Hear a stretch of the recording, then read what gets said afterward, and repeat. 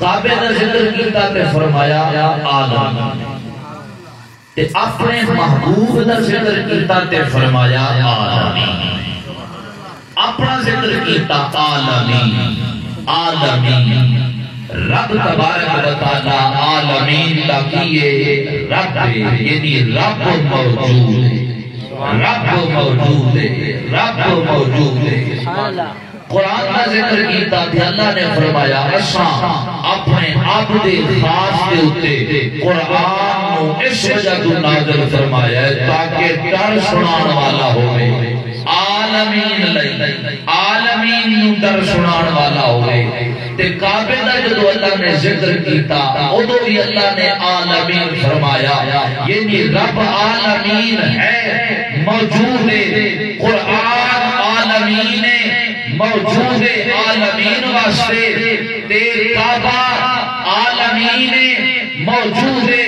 اے تین چیزاں کے ساتھیاں سمجھ وچ آندیاں نے، اللہ تبارک و تعالیٰ کی ذات دا موجود ہونا بھی سمجھ وچ آندا ہے، قرآن دا موجود ہونا بھی سمجھ وچ آندا ہے، کعبہ اللہ دا موجود ہونا بھی سمجھ وچ آندا ہے۔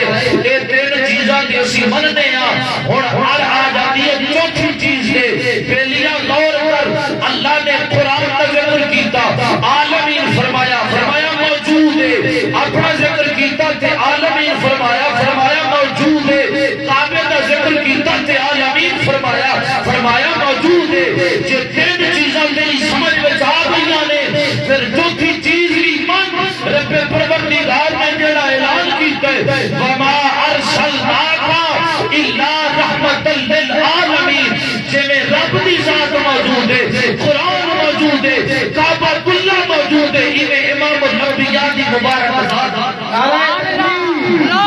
نعرہ رسالت، نعرہ خلافت، نعرہ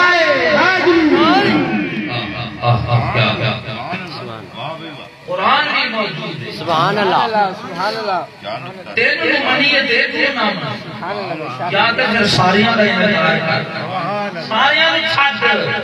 اللہ نے قرآن سے ذکر کیتا ہے میں بھی عالمین ہاں، قرآن بھی عالمین ہے، کعبہ بھی عالمین ہے، تو فرمایا وما ارسلناک الا رحمۃ للعالمین، میرا محبوب بھی عالمین واسطے رحمت۔